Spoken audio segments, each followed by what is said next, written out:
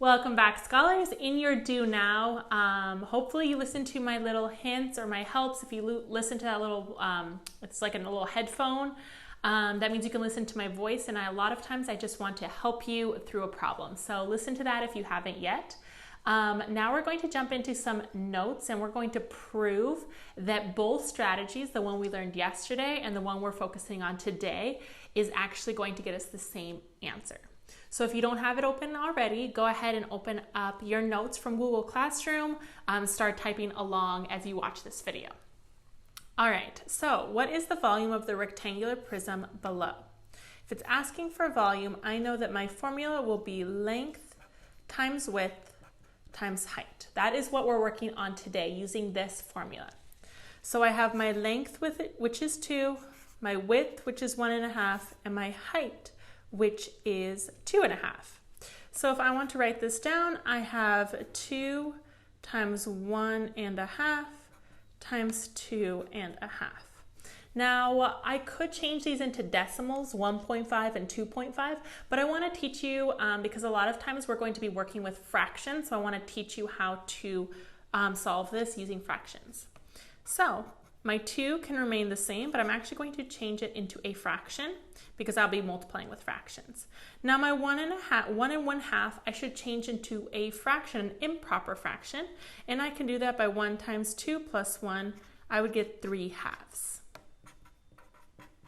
And I can do the same thing to my 2.5. 2 times 2 is 4, plus my 1 would be 5/2. So times 5/2. So I have 2 over 1 times 3 over 2 times 5 over 2. Now I can just multiply across. That's what's great about fractions. You just multiply the numerators with the numerators and the denominators with the denominators. 2 times 3 is 6. 1 times 2 is 2. So I multiplied those two, and I still have to multiply with my last one. 6 times 5 is 30. 2 times 2 is 4. So I get 30/4. Now I'm not going to leave it like this. I'm actually going to simplify it. How many times does 4 go into 30? Well, it goes in 7 times, because 7 times 4 is 28. How much will I have left over? 2. Because 30 minus 28 is 2. So I'm left with 2/4. I can simplify it further. I'm not stopping there. I get 7 1/2. And that would be inches cubed. Now this is my final volume, my final answer. Now I'm going to quickly do some work, really quickly. I'll speed it up, and then I'm going to show you how it proves that this formula is the same thing as we learned yesterday.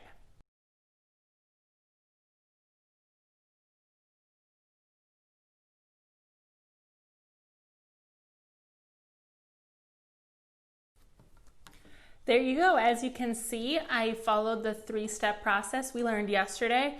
I found how many 1/2 unit cubes will fit.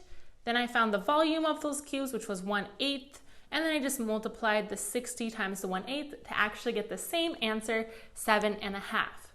So this is what we did yesterday. Today, you will be using this strategy, using length times width times height to get your answer. Can't wait to see all your work, and good luck on your exit ticket.